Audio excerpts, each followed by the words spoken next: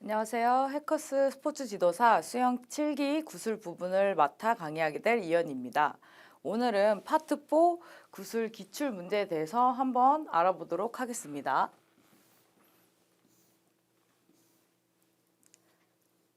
자, 첫 번째, 생활체육이란 무엇인가에 대해서 문제가 나왔는데요. 생활체육은 우리가 일상생활에서 접할 수 있는 그런 모든 신체 활동으로 개인이 또 진행을 할 수도 있고 단체로 또 진행을 할 수 있는 부분이 있는데요. 우리 더 나은 삶을 영위하기 위해서 가정이나 직장, 그 다음에 지역사회 등을 중심적으로 자발적으로 참가하는 스포츠를 의미합니다. 인간의 삶의 질을 향상하기 위해서 연령대의 기준으로 유아체육, 아동, 청소년, 성인, 그리고 노인체육 영역으로 나눠지고요. 장소적인 부분에서는 가정에서도 이뤄질 수도 있고 직장, 그 다음에 지역사회 및 상업시설 등을 중심으로 이루어지는 모두 체육 활동을 의미합니다. 건강과 체력 증진을 위한 자발적이고 일상적인 체육 활동으로 스포츠 경기에서부터 대중 스포츠까지 넓은 범위를 포함하기도 합니다.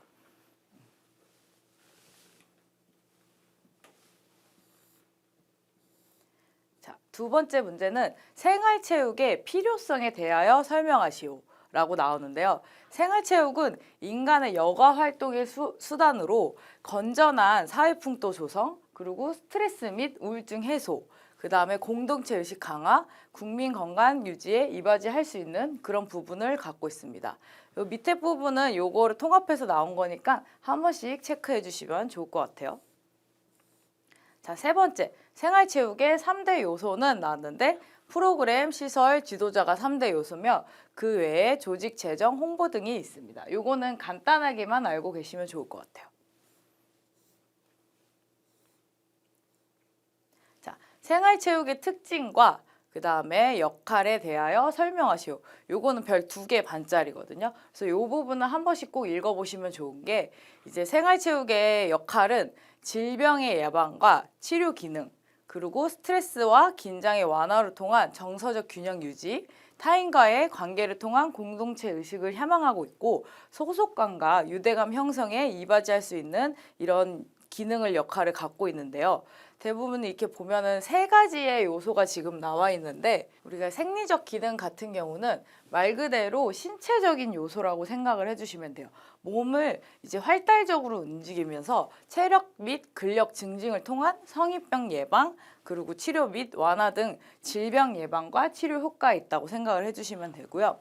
그 다음에 두 번째로는 심리적 기능. 이거는 말 그대로 정신적인 부분이어서 스트레스와 긴장 완화, 그리고 건강한 자아 형성 등을 통한 우울증 감소와 정서적인 균형을 유지할 수 있는 기능이라고 생각을 해주시면 됩니다.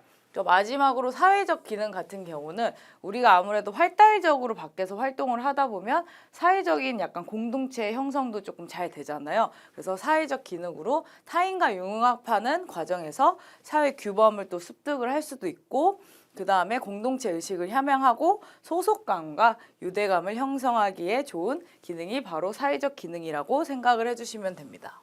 자, 5번. 생활체육 지도자의 자질에 대하여 설명을 하시오 라고 나와 있는데 이 부분도 이제 한 번씩 이렇게 쭉 나와 있으니까 한 번씩 읽어보시고 전체적으로 한 번씩 체크 정도만 해주시면 좋을 것 같아요.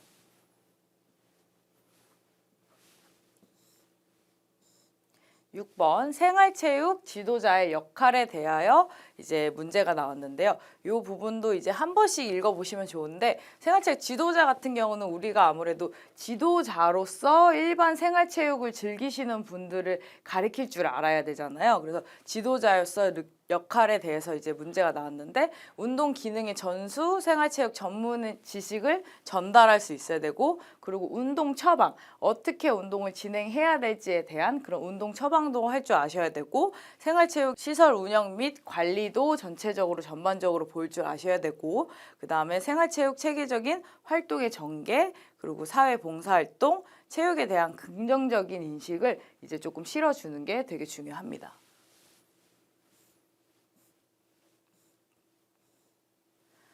7번 생활체육 지도자의 기능에 대해서 나왔는데요. 이 부분도 전체적으로 한 번씩 읽어보시고 체크 정도 한번 해보시면 좋을 것 같아요.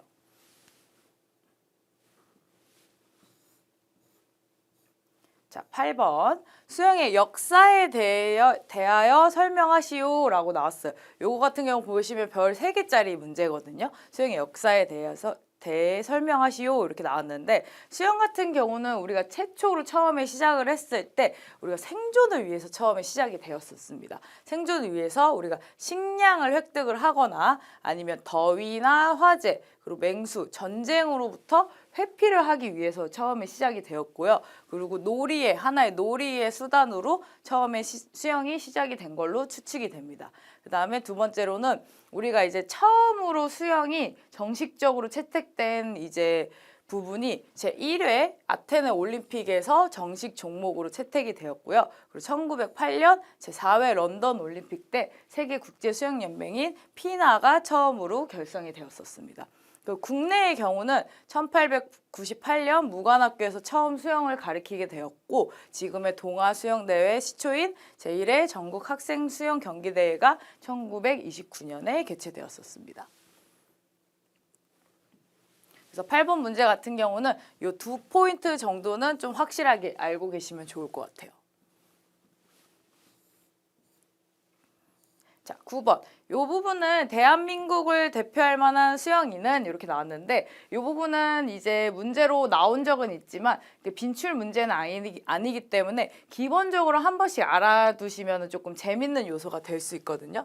그래서 우리가 아무래도 뭐 60년대에서 90년대 초반 분들은 조일원, 최은희 선수를 조금 많이 알기는 할 거예요. 그래서 조일원, 최은희 선수, 그 다음에 90년대에서 2000년대 초반 같은 세대는 우리가 박태환 선수 되게 많이 알고 계시죠. 그리고 김세영 선수 이렇게 있고, 요즘 많이 수영 선수로 떠오르는 스타는 이제 황선우 선수와 그리고 우리 김우민 선수가 또 이렇게 해서 요 정도로 알고 계시면 좋을 것 같습니다.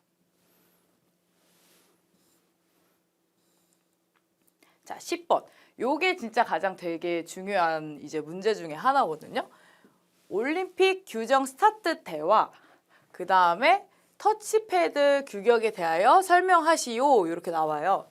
스타트 때와 터치패드 규격에 대해서 설명하시오. 이 문제 같은 경우는 거의 매년 우리가 구술 시험을 보실 때 나오는 문제라고 생각을 해주시면 되고요. 스타트 때 규격 같은 경우는 높이는 수면으로부터 50에서 70cm. 저희가 이렇게 수영장이 이렇게 있으면 스타트 때가 생각보다 조금 위에 있거든요. 이렇게 위에 있는데, 그래서 이 높이가 수면으로부터 50에서 70cm. 그 다음에 요 면적은 가로도 50, 그 다음에 세로도 50, 이렇게 해서 가로 50, 세로 50 이렇게 네모나게 이렇게 있고요. 그 다음에 최대 경사도는 보면 스타트 때가 판판하게 이렇게 생긴 게 아니고 약간 경사가 있는 요런 스타일로 블럭이 이렇게 형성이 돼 있어요. 그래서 요 경사도는 10도 이하로 되어 있고, 그 다음에 이 발판에 전체적으로 저희가 물에 닿고 있기 때문에 이 재질 소재가 너무 매끈한 소재면 좀 미끄러질 확률이 높잖아요. 그래서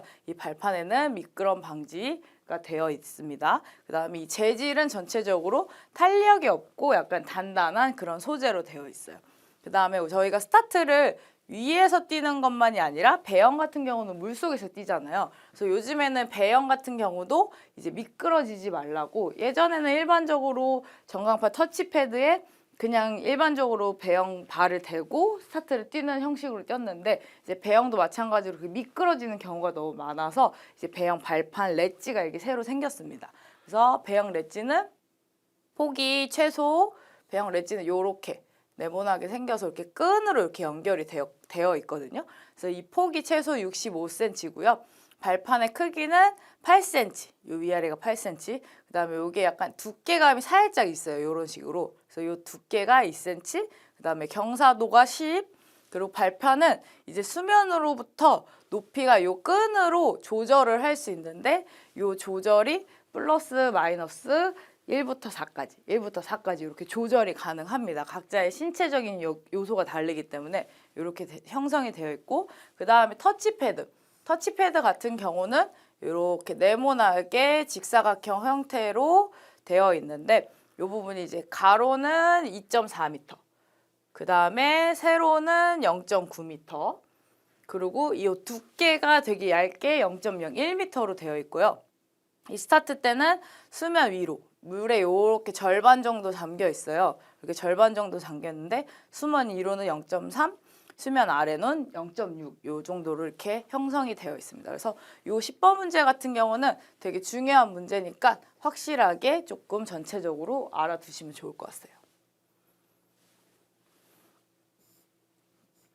자, 11번 피나 규정상 대회복 착용 기준은 이렇게 나와 있는데 이 부분도 문제에서 많이 나오는 빈출 문제는 아니지만 한 번씩은 알아두시면 조금 재밌을 만한 이런 요소이기 때문에 이것도 한 번씩은 알고 계시면 좋을 것 같습니다.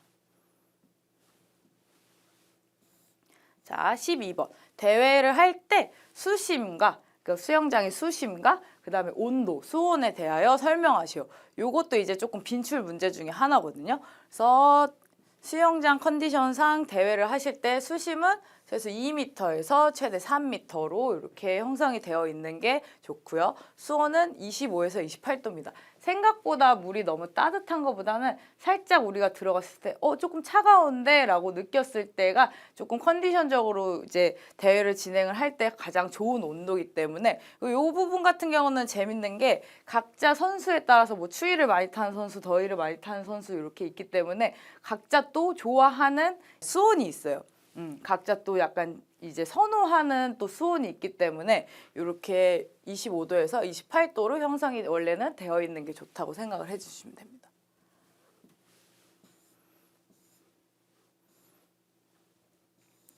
자, 우리 13번 스타트 종류에 대하여 설명하시오 라고 나왔습니다. 스타트 종류 같은 경우는 저희가 이제 위에서 출발하는 종목은 자유형, 그 다음에 저병, 평형 이렇게 세 종목 같은 경우는 아까처럼 스타트 블록 위에서 출발을 하게 되고요. 배영 같은 종목은 저희가 물속에서 진행하는 종목이기 때문에 이제 물속으로 들어가서 스타트를 뛰는 이렇게 두 분류로 나눠져 있는데 위에서 뛸 때도 요즘에는 이제 크라우칭 스타트를 좀 구사를 많이 하긴 하는데 그랩 스타트라고 해서 우리가 과거 스타트 때에는 뒷발판이었고 그냥 이렇게 평평한 네모처럼 평평한 블럭에서 그냥 뛰었습니다. 이렇게 뛸 때는 한 발을 앞에 한 발을 뒤에 놓게 되면은 미끄러지니까 양발을 동시에 같이 이렇게 놓고 스타트를 안정성 있게 조금 뛰었었거든요.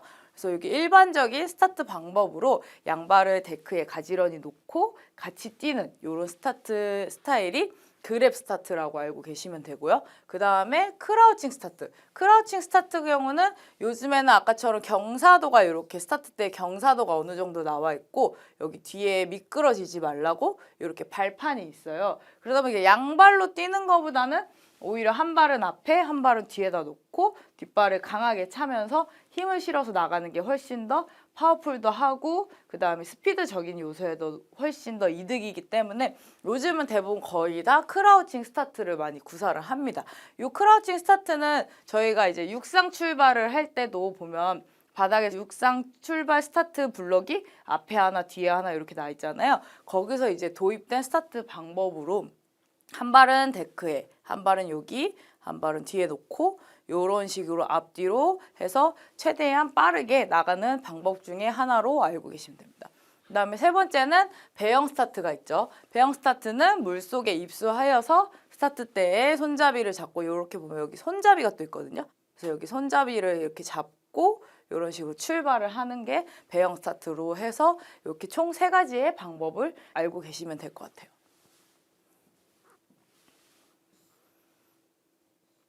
자, 14번 국제수영, 국제규격 수영장의 레인 규격과 그 다음에 레인벌 색상에 대하여 설명하시오. 이게 원래 예전에는 조금 잘 안 나오던 문제 중에 하나였는데 요즘에는 이렇게 레인벌 색상에 대해서 나오는 문제도 되게 많이 나옵니다. 그래서 이런 부분도 조금 알고 계셔야 되기 때문에 자, 레인 같은 경우는 올림픽 경기 같은 경우는 8레인, 그 다음에 세계선수권 경기 같은 경우는 10레인으로 되어 있고요. 길이는 가로로는 25m, 세로로는 50m. 그래서 총 이렇게 수영장이 있으면 여기가 가로는 25m로 되어 있고 세로는 50m로 이렇게 되어 있습니다. 그래서 한 레인이 이렇게 있으면 이 한 레인당 폭은 2.5m입니다.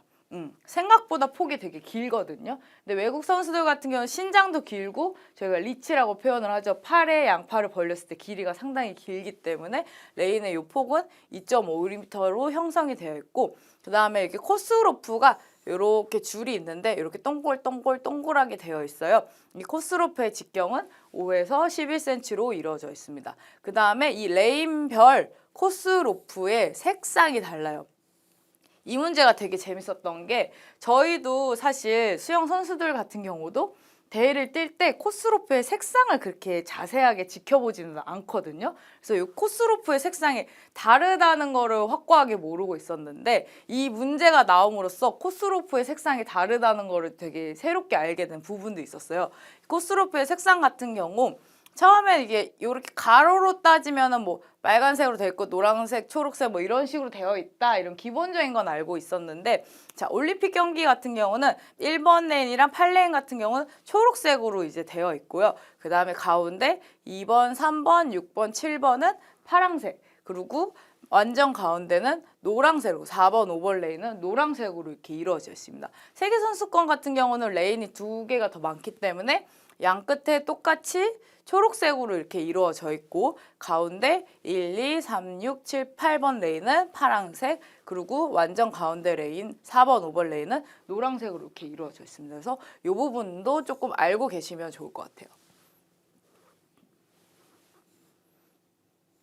자, 15번. 올림픽 기준 수영장 풀의 수심은 최소 몇 미터인가? 최소 1.8m 이상은 돼야 됩니다. 최소 1.8. 요번에 파리올림픽 같은 경우도 수심이 조금 낮은 이슈가 조금 있었어요. 그래서 요 수심을 타는 선수들이 있기 때문에 조금 수심이 이렇게 낮을 경우는 오히려 경기에 조금 영향을 미치는 경우가 조금 있거든요. 근데 그래도 최소 1.8m 이상은 되어야 된다고 알고 계시면 됩니다. 자, 16번. 다이빙장의 규격에 대하여 설명하시오. 이렇게 저희가 일반적으로 대회를 뛰는 경영풀 말고도 옆에 수심이 깊은 다이빙 풀이 있거든요. 다이빙 풀 같은 경우는 가로는 25m, 가로 세로 이렇게 25m로 조금 정사각형으로 이렇게 되어 있고요. 그 다음에 수심이 5m로 조금 깊습니다. 많이 깊어요. 그리고 경영풀과 다이빙풀의 거리는 5m 정도로 떨어져 있을 정도로 형성이 되어 있어야 합니다.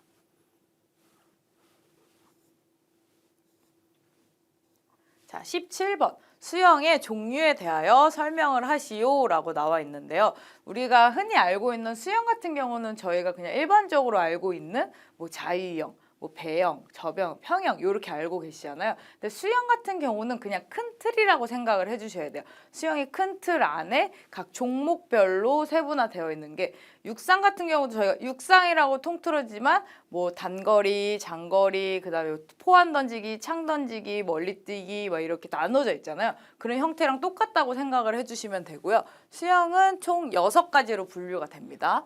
수영은 대표적으로 기초 종목으로서 경기 종류에 따라 크게 경영, 저희가 흔히 하고 있는 접영, 배영, 평영, 자유형 이렇게 알고 계시는 게 경영 종목이고요. 그리고 다이빙, 저희가 위에서 블록에서 높이 떨어지는 거 있죠. 그게 다이빙. 아티스틱 스위밍 같은 경우는 이제 물에서 하는 발레라고 생각을 해주시면 됩니다. 이렇게 체조처럼 이렇게 같이 하는 거. 그 다음에 수구는 이제 공 던지기라고 생각을 해주시면 돼요. 팀으로 같이 공을 던지고 오픈워터는 야외에서 강이나 바다에서 이제 수영 대회가 치러지는 걸 오픈워터, 그 다음에 하이다이빙은 좀 높은 곳에서 이제 떨어지는 이렇게 해서 총 6가지 종목으로 분류를 합니다. 자, 18번 경영 종목에 대하여 설명하시오. 아까 말씀드렸듯이 수영 종목 안에 저희가 가장 대중적으로 알고 있는 경영 종목이 이렇게 총 있잖아요. 경영 종목 안에서도 또 세분화하게 종목이 약간 이제 분배가 되어 있는데 요게 이제 문제풀이로서는 지금 큰 틀로 경영 종목에 대하여 설명하시오 라고 제가 이렇게 나와 있기는 하는데 예를 들면 자유형 종목에 대하여 설명하시오. 배영 종목에 대하여 설명하세요. 이렇게 해서 또 세분화하게 문제가 조금 나올 수 있기 때문에 요 자유형, 배영, 평형, 저병, 그 다음에 마지막으로 개인 혼영은 어떤 식으로 이루어지는지를 전체적으로는 다 알고 계셔야 돼요. 저희가 자유형 같은 경우 예를 들어서 일반적으로 설명을 했을 때 자유형은 그냥 이렇게 하는 거예요 라고 간단하게 생각을 해주실 수 있는데, 자유형은 말 그대로 자유로운 수영이에요. 그래서 어떤 종목을 하든 실격 사유는 안 됩니다. 내가 하고 싶은 대로 해도 실격 사유는 되지 않는데, 저희가 흔히 알고 있는 자유형은 양팔을 같이 돌리고 그 다음에 양다리를 교체해서 차는 이런 종목으로 이루어져 있잖아요. 이렇게 흔히 알고 있는 이 동작의 명칭은 크롤 수영입니다. 크롤 수영. 그래서 저희가 기록 경기이기 때문에 현재로서 가장 빠르게 구사할 수 있는 동작이 바로 이 크롤 수영이에요. 그래서 지금 전체적으로 자유형이라고 알고 있는 이런 동작들이 이 크롤 수영의 형태로 이렇게 이루어져 있고, 그래서 이 스트로크 같은 경우는 우리가 엔트리, 입수를 해서 캐치, 물을 잡고 풀, 물을 당기고 피니시, 물을 밀어내서 끝내고 그다음에 다시 되돌아오는 리커버리, 이렇게 동작으로 이루어져 있고요. 자유형 경기로서 생각을 하면 저희가 50m, 100m, 200m, 400, 800, 1500 이렇게 총 6단계로 또 이루어져 있거든요. 요거를 하나씩 다 풀 줄 아셔야 됩니다. 그래서 자유형의 특징, 배형의 특징, 평형의 특징, 저병의 특징, 그 다음에 마지막에 개인혼영 특징까지 모두 다 전체적으로 알고 계시면 좋을 것 같아요. 자, 19번. 배영 스타트 방법에 대하여 설명하시오. 배영은 아무래도 저희가 유일하게 이제 물속에서 출발하는 동작이기 때문에 그 부분을 좀 잘 알고 계시면 좋고요. 이제 전체적으로 풀이를 하면 심판장이 이제 처음에 출발 심판 같은 경우가 호각을 짧게 3번을 빕니다. 삑삑삑 하면 이제 준비를 하라는 그런 신호고요. 길게 또 한 번을 봅니다. 삑 불면은 그때 이제 물속으로 들어가서 스타트를 뛸 준비를 해주시면 됩니다. 근데 배영 스타트 경우는 조금 다르게 삑 하고 그 호각 신호를 한 번 더 불어요. 그게 뭐냐면 이제 스타트 때를 잡고 출발 때를 잡고 준비를 아예 자세를 취하라, 이런 표현이거든요. 그렇게 한 다음에 출발 심판이 테이크 유어 마크라고 이제 출발 신호를 주고 버저가 이제 울리면 출발을 해서 자명으로 머리가 15m 이상 넘어가지 않게 15m까지의 한도 내에서 자명을 하고 나머지 수영 영법으로 진행을 해주시면 됩니다.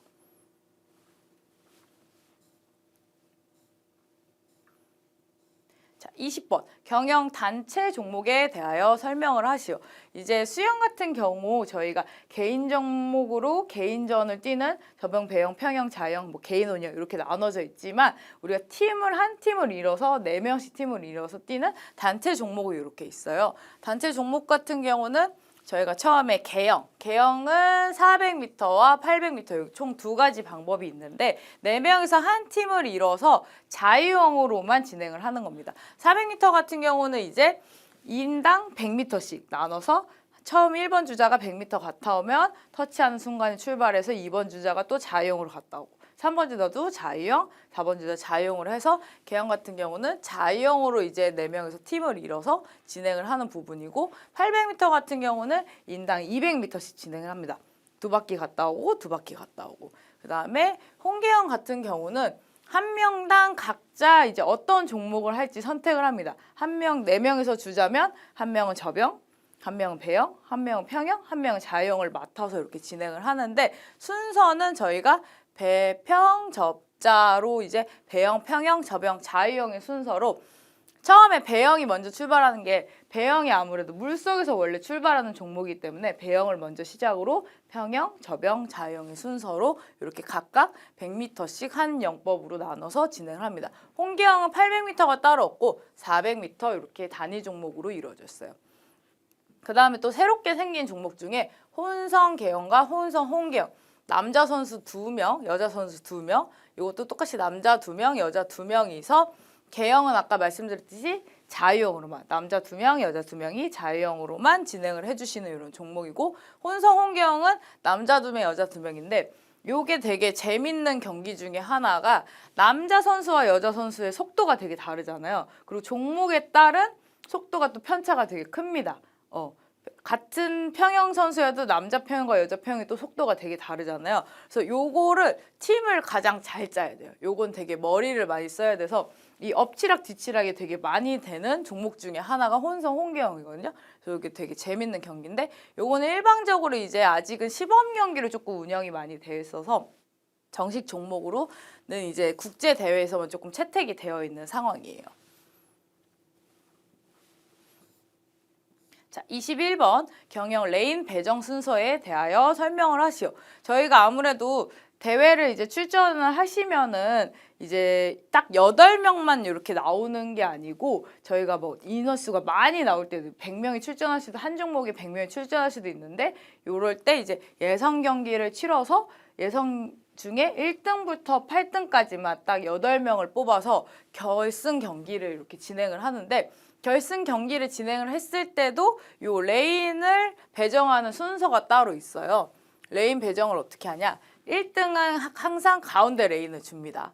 이렇게 1등 가운데. 그래서 4레인이 가운데 레인이기 때문에 1위는 4레인. 그 다음에 2위가 5레인을 이제 배정을 받습니다. 그리고 3위는 3레인을 배정을 받아요. 그리고 4위는 6레인, 5위는 2레인, 6위는 7레인, 그 다음에 7등은 1레인, 그리고 8등은 8레인. 그래서 하나, 둘, 셋, 넷, 다섯, 여섯, 일곱, 여덟 이런 식으로 이제 배정이 되거든요. 이 부분 같은 거는 이제 외우기가 조금 어려우시면 이렇게 1번부터 4번까지는 이렇게 홀수로 작아진다고 생각하면 됩니다. 7, 5, 3, 1. 그 다음에 이렇게 반대쪽으로 8번부터 5번까지는 짝수로 작아진다고 생각하면 돼요. 8, 6, 4, 2.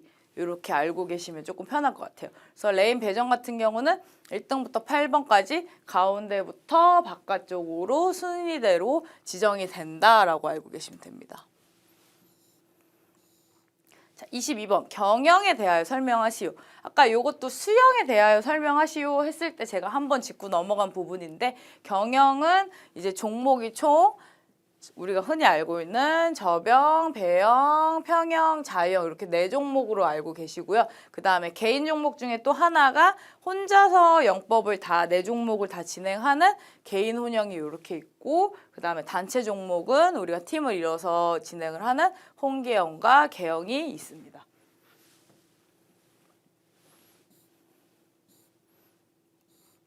자, 23번 오픈 워터에 대하여 설명하시오 라고 나왔는데 오픈 워터는 야외에서 진행되는 대회 중에 하나고요. 이것도 전체적으로 한 번씩 읽어보시면 좋을 것 같아요.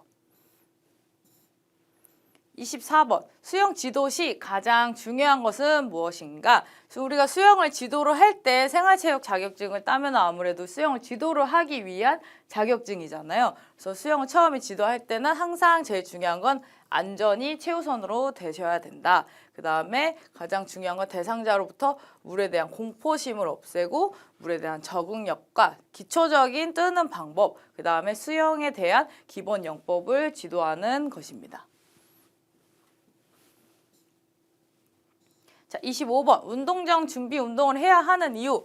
이 부분 같은 경우는 되게 다들 왜 준비 운동을 해야 되는지는 알고 있지만 되게 귀찮아가지고 넘겨짚는 부분들이 많잖아요. 그래서 이것도 왜 준비 운동을 해야 되는지에 대해서는 한 번씩 체크를 해보시면 될 것 같아요.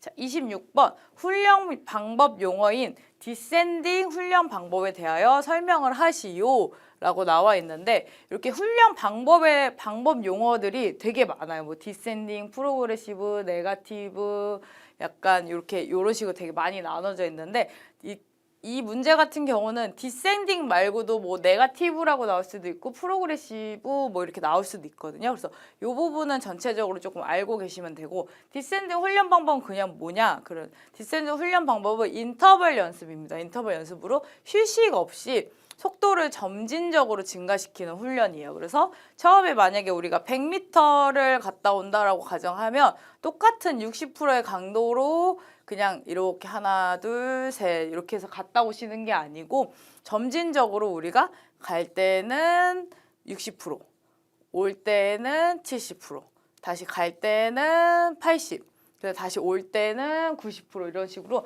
점진적으로 속도를 올리는 그런 연습 방법을 디센딩 방법으로 진행을 합니다.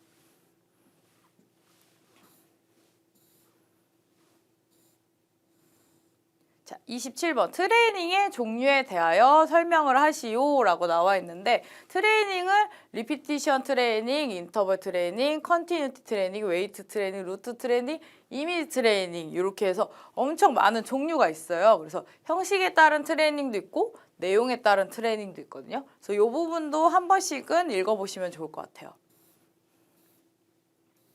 28번 수영 초보자 지도 방법에 대하여 설명하시오 라고 나와 있는데 이 부분 같은 경우는 우리가 초보자가 될 수도 있고 그 다음에 무슨 유아가 될 수도 있고 그 다음에 뭐 노인이 될 수도 있고 이렇게 방법이 되게 또 다르게 이렇게 나올 수도 있거든요.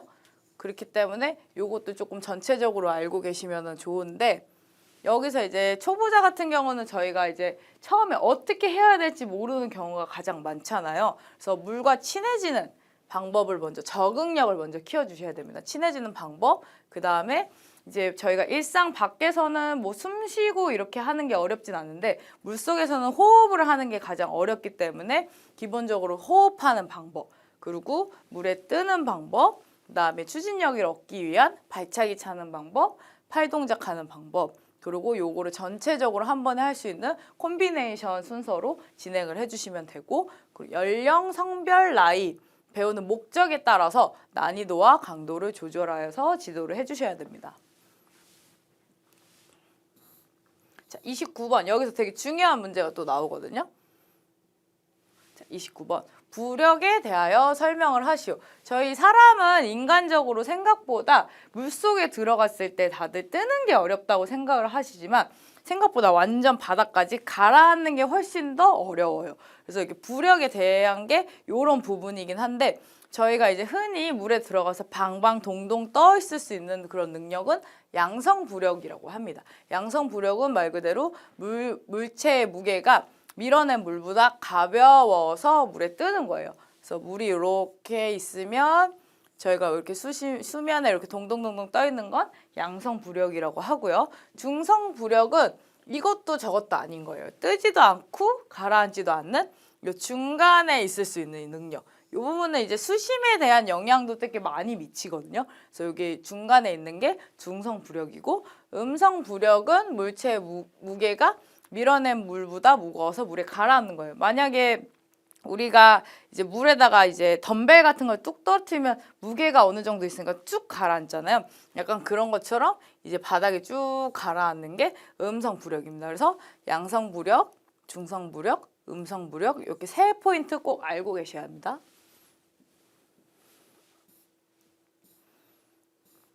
자, 29번이랑 똑같이 30번 문제도 되게 중요한 부분인데요.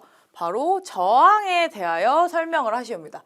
저항. 저희가 수영을 하다 보면 아무래도 우리가 그냥 걷다 보면 바람이 불면 공기 저항을 느끼듯이 수영장에서는 물의 저항이 훨씬 더 크게 느껴지거든요. 이 물의 저항을 되게 줄일 줄 아시는 것도 수영 능력 중에 하나인데 저항에 대하여 설명하시오. 전면 저항. 전면 저항은 저희가 앞으로 가면은 이 물이 나를 이렇게 밀어내는 그런 능력이 있거든요. 그래서 전면 저항은 몸이 앞으로 나아가는 움직임에 의해 몸의 전면에서 물결이 발생하면서 생기는 저항입니다. 그리고 마찰 저항은 저희가 수영복도 입고 있고 모자도 쓰고 있고 수경도 쓰고 있잖아요. 그 물이 이 부분을 막 스쳐서 가죠. 예를 들면 저희가 수영복을 되게 타이트하게 몸에 달라붙는 게 이 저항이 조금 적기 위한 이렇게 신소재로 나와 있는 건데 저희 옷을 입고 하면 아무래도 이 옷이 물을 먹는 것도 있지만 부피가 커서 저항이 훨씬 크잖아요. 그런 부분이 바로 마찰 저항입니다. 수중에서 인체 표면에 작용하는 저항으로 몸의 굴곡 상태, 그리고 피부의 마찰, 그 다음에 수영복, 머리카락 등 신체와 물 분자 간의 마찰로 인해 생기는 저항입니다. 세 번째는 견인 저항인데요. 견인 저항은 수영을 할 때 정반대로 저희가 앞으로 막 나가면 몸의 후방에서 소용돌이 모양으로 이렇게 저항이 또 생깁니다. 후방에서 이렇게 수영을 하시면은 이렇게 하면 뒤에서 또 잡아당기는 이렇게 저항이 생기거든요. 그래서 이 뒤에서 또 잡아당긴 저항은 견인 저항이라고 생각을 해주십니다. 형태 저항은 저희가 물속에 이렇게 가만히 있는 게 아니라 계속 몸을 활동적으로 움직이면서 동작을 바꾸잖아요. 동작을 바꾸는 데서 나오는 이 부분이 형태 저항입니다. 그래서 수영을 할 때 몸의 형태가 변하면서 발생하는 저항으로 유선형을 유지하지 않으면 저항이 또 증가가 됩니다. 저희가 수영을 이렇게 얇게 하는 것보다 크게 하면 저항이 훨씬 더 클 거 아니에요. 그 부분이 형태 저항입니다. 그래서 전면 저항, 마찰 저항, 그 다음에 견인 저항, 형태 저항, 요 네 포인트 꼭 잘 알고 계셔야 합니다. 자, 31번. 수영장 내에서 안전사고를 미연에 방지하기 위해서 어떠한 교육을 시켜야 할지 설명하시오. 요 부분도 전체적으로 저희가 수영 지도할 때 되게 필수적으로 안전에 대한 예방 사고에 이제 예비해서 알고 계시는 부분이면 좋을 것 같거든요. 그래서 요것도 한 번씩 읽어보시고 체크를 해보시면 좋을 것 같습니다. 32번. 월드 아쿠아틱스에 대하여 설명하시오. 저희가 과거까지만 해도 작년, 재작년까지만 해도 이제 피나라는 원래 국제서영연맹이 피나라고 이제 이렇게 지칭을 했었어요. 그래서 이렇게 했었는데 이제 월드 아쿠아틱스로 명칭을 개칭하였습니다. 그래서 2022년 12월 12일에 이제 임시총회를 열어서 월드 아쿠아틱스로 이제 명칭을 전체적으로 바꾸자라고 이렇게 나왔거든요. 그래서 이 부분도 한 번씩 읽어보시고 체크해 보시면 좋을 것 같아요. 33번 국제 공인 수영장 규격에 대하여 설명하시오 라고 이렇게 나왔습니다. 그래서 우리가 아까 얘기했듯이 수영장의 폭에 대해서도 전체적으로 알고 계시면 좋고 코스 로프, 뭐 수심, 수온 다 알고 계시면 좋은데 자 규격으로는 저희가 길이는 50m, 총 길이 50m 풀장으로 이렇게 있고요. 그 다음에 폭 가로로는 25m, 깊이는 2에서 3m로 이루어져 있으며 레인은 총 8개 이상으로 되어 있어야 됩니다. 그래서 한 레인의 폭은 아까 2.5m, 그래서 이렇게 8개 레인이 있어도 딱 8개로 해서 맨 끝 레인이 벽으로 끝나는 게 아니라 약간의 거리가 있게 0.5cm의 간격을 항상 유지를 해야 됩니다. 요 규격이 되지 않으면 대회를 진행할 수 있는 그런 이제 환경이 되지 않기 때문에 대회 진행이 조금 어렵거든요. 그래서 국제 공인 수영장 규격은 이렇게 되어 있다. 자, 여기 보시면은 34번부터 35, 36, 37, 38, 39번까지는 심판에 대한 역할이에요. 심판에 대한 역할인데 자, 34번 다시 보시면은 심판장의 역할, 그 다음에 영법 심판의 역할, 그리고 36번 반환 심판의 역할, 37번 착순 심판의 역할, 38번 개시 심판의 역할, 그리고 39번 소집 심판의 역할이거든요. 이렇게 제가 문제를 하나를 낸 이유가 뭐냐면 되게 중요하기 때문에 또 하나를 각각 낸 겁니다. 이 부분이 랜덤으로 어떤 게 나올지 모르겠는데 항상 나오는 것 중에 하나거든요. 이 심판의 역할, 심판장의 역할, 영법 심판의 역할, 개시, 착순 이렇게 종류가 되게 많은데 이 부분도 한 번씩 다 무조건 체크를 해서 무조건 딸딸 외워두시는 게 되게 좋아요.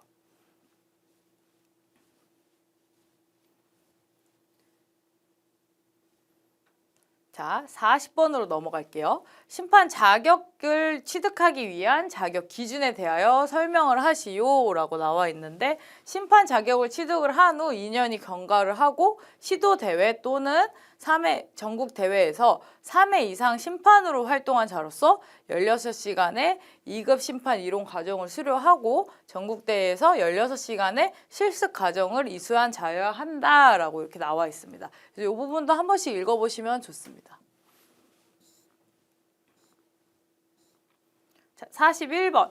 배영을 할 때 실격 사유와 그 다음에 새로운 개정안에 대하여 설명을 하시오. 배영이 요번에 새로운 개정안이 새롭게 나왔는데 새로운 개정안 같은 경우는 저희가 마지막에 5m 라인에서 깃발이 이렇게 설치가 되어 있는데 5m 라인에서 원래는 배영으로 와서 그대로 터치를 해서 원래 진행을 했었는데 새롭게 바뀐 게 마지막 5m 라인에서 물속으로 들어가서 자명, 돌핀킥을 차서 터치를 해도 상관이 없어요. 근데 현재까지는 이제 저희가 대회를 진행을 했을 때 이렇게 자명으로 해서 터치를 하는 선수는 여태까지 한 번도 없기는 했거든요.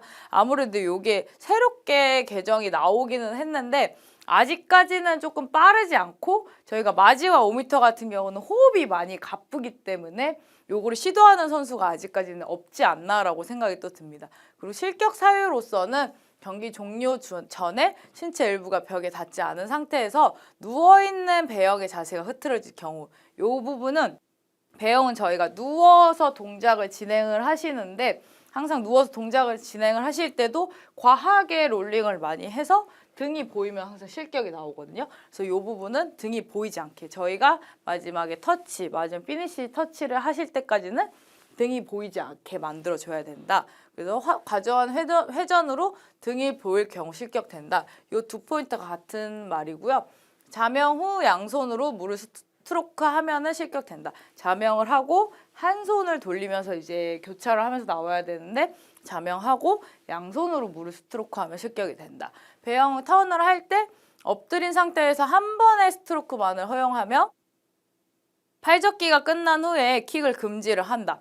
배영을 이렇게 턴을 하실 때 갈면서 엎드릴 때 한 번만 팔을 돌리고 턴을 해주셔야 되는데 엎드려서 거리가 멀다고 하나 둘 하고 턴을 하시면 실격 사유가 되고요. 그리고 엎드린 이상 엎드려서 발차기를 차고 거리가 안 맞는다. 발차기 차고 턴하면 또 실격 요소가 됩니다. 그 다음에 스타트 준비 시 수면 위로 발의 전체가 나오면 안 된다. 스타트를 아까 하고 발 렛지에다가 발을 이렇게 뒀는데 발이 어느 정도 잠겨 있어야지 발이 전체가 수면 위로 나오면 또 이것도 실격 요소 중에 하나입니다. 자, 42번 수영 대회 시 실격 규정에 대하여 설명하시오. 요거는 좀 전반적인 전체적인 내용이어서 요것도 한 번씩 전체적으로 체크를 해주시면 좋을 것 같고요. 그 다음에 43번 전신 수영복이 금지된 이유에 대하여 설명하시오. 저희가 과거 같은 경우 마이크 펠프스나 이언 소프 같은 선수가 양팔, 긴 팔, 긴 바지 이렇게 입고 많이 대회를 치렀는데 요즘 선수들은 위에는 이제 나시티처럼 이렇게 원피스로 되어 있고 반에는 하반신 이렇게 무릎 위까지만 올라가는 대회복으로 다 전체적으로 똑같이 일관성 있게 있거든요. 이런 이유가 있었어요. 그래서 요 포인트는 43번은 재미 요소로서 한 번씩 읽어보시면 좀 좋을 것 같습니다.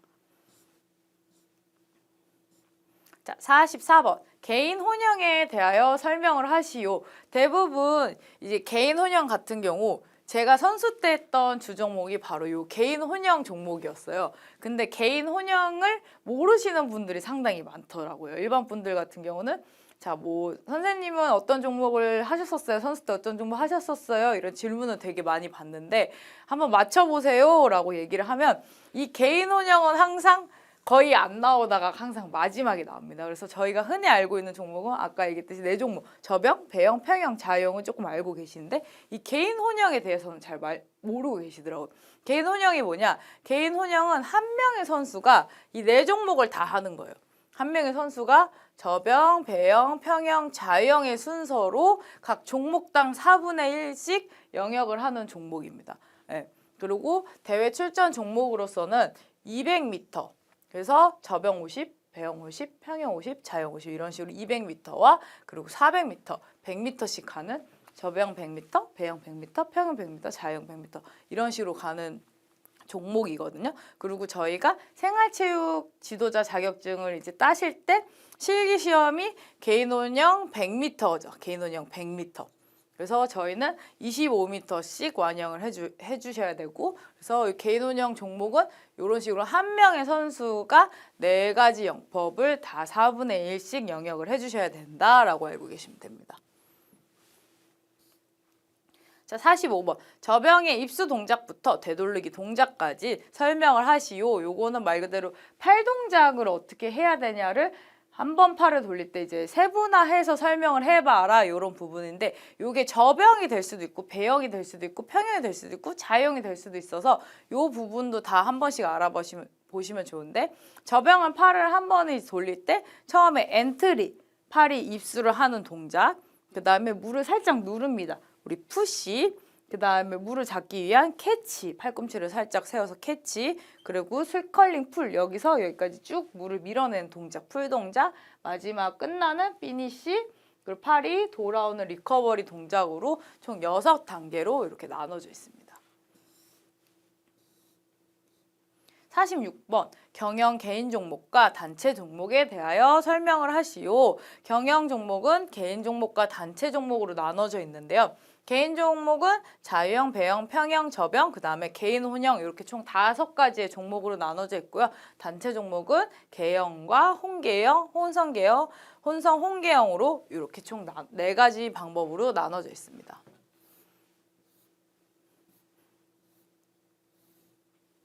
47번 수영의 생리학적 에너지 대사 과정 중에 수영에 필요한 에너지원 3가지는 무엇인지 설명하시오 나와 있는데, 이거는 저희가 요즘에 아무래도 뭐 웨이트 트레이닝이나 건강에 관심이 대부분 많으셔서 다들 알고 계실 것 같은데, 바로 탄단지입니다. 탄단지.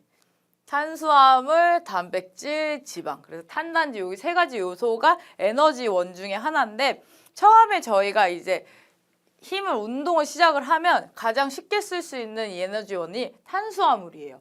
말 그대로 당이거든요. 당을 첫 번째로 쓰고, 그래서 선수들이 아무래도 훈련을 많이 하다 보면 에너지가 고갈되니까 쉽게 섭취할 수 있는 게 바로 이온 음료. 이온 음료에는 당분이 되게 많이 들어있고 흡수가 물로 되어 있기 때문에 흡수가 빠르기 때문에, 액체 성분이 흡수가 빠르기 때문에 요 당 첫 번째 에너지원, 그 다음에 탄수화물, 내가 당이 다 떨어졌어. 내 몸에 당이 떨어지면은 두 번째로 태우는 게 바로 지방입니다. 그래서 지방의 요소가, 이게 지방이 타는 시간이 대부분 뭐 15분에서 30분은 운동을 해야 탄다 그랬잖아요. 그래서 처음에 요때 초반에는 탄수화물 에너지원을 쓰고, 두 번째 당이 떨어지면은 지방, 내 몸에 있는 지방을 태우면서 또 에너지원으로 쓰고, 이 지방까지 내가 쓸 수 있는 고갈이 되면은 마지막에 단백질을 씁니다. 그래서 단백질을 쓴다는 거는 운동을 정말 과도하게 무리하게 많이 했을 때 타는 거여서 이렇게 3가지 요소로 탄당지로 이렇게 알고 계시면 돼요. 그래서 처음에는 탄수화물 쓰고, 두 번째 지방을 쓰고, 마지막에는 단백질을 에너지원으로 쓴다. 자, 48번 롤 오버 턴에 대하여 방법에 대하여 설명을 하시오 라고 나와 있는데, 롤 오버 턴은 말 그대로 배영 턴입니다. 배영. 저희가 배영으로 가다가 턴을 하고 또 나와야 되잖아요. 그래서 배영으로 가시다가 턴 벽 앞에서 몸을 회전을 해서 엎드린 자세에서 자유형처럼 플립 턴을 하고 다시 누워서 나오는 형태의 턴을 롤 오버 턴이라고 합니다. 그래서 배영 턴이라고 알고 계시면 될 것 같아요. 자, 49번 하이폭식 트레이닝 방법에 대하여 설명하시오. 이것도 이제 트레이닝 방법에 대한 부분 중에 하나거든요. 그래서 트레이닝 방법 같은 경우는 하이폭식 트레이닝도 있고 뭐 여러 가지 인터벌 트레이닝도 있고, 아까 얘기했듯이 뭐 네거티브 훈련법 이렇게 있는데, 하이폭식 같은 경우는 호흡 횟수를 감소하여서 체내에 들어가는 산소의 절대량이 부족하고 산소의 부채량을 증대시키는 운동입니다. 그래서 숨을 일부러 차게 만드는 거예요. 숨을 차서 이런 이제 호흡이 가빴을 때 이겨내는 그런 능력치를 하는데, 처음에는 3번을 돌리고 숨을 한 번 쉬고, 그다음에 5번 돌리고 호흡하고, 7번 돌리고 호흡하고, 이런 식으로 매 호흡을 하는 게 호흡을 편하게 하는 게 아니고 숨이 가쁠 때까지 좀 참았다가 진행을 하는 이런 트레이닝이 하이폭식 트레이닝입니다. 50번 인터벌 트레이닝에 대하여 설명을 하시오. 인터벌 트레이닝은 우리가 대부분 가장 싫어하는 훈련 중에 하나거든요. 그 정도로 힘든 훈련이에요. 그래서 인터벌 트레이닝에 대해서도 어떻게 진행되는지 한번 체크를 해보시면 좋을 것 같아요. 자, 이상으로 강의를 모두 마치겠습니다. 감사합니다.